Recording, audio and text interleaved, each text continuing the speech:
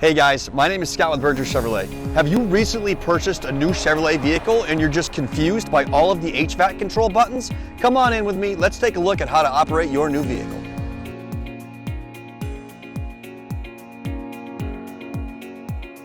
So looking at the dashboard of your new vehicle, there's a ton of different buttons. Don't worry, don't get confused, we're here to help.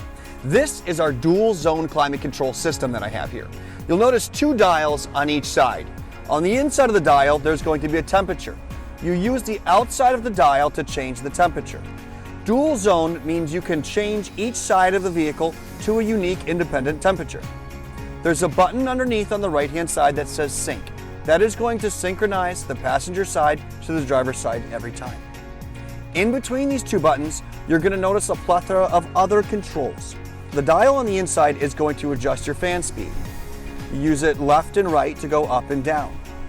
On the right, you have AC on, AC off, indicated by the light.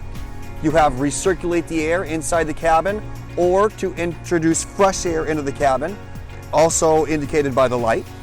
You have your front and rear defrosters on the left, and then you also have what direction you'd like the air to blow.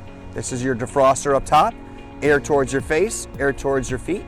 You can run all three at a time, or you can run them independently. If you don't like using these buttons here, on our infotainment center, there's a quick link button right here on the bottom, the little red one with the person. That also gives you the ability to control your HVAC controls from the screen. If you have any questions, feel free to stop onto the dealership and see us, or visit our website, bergerchevy.com. Thanks so much for watching. Have a great day.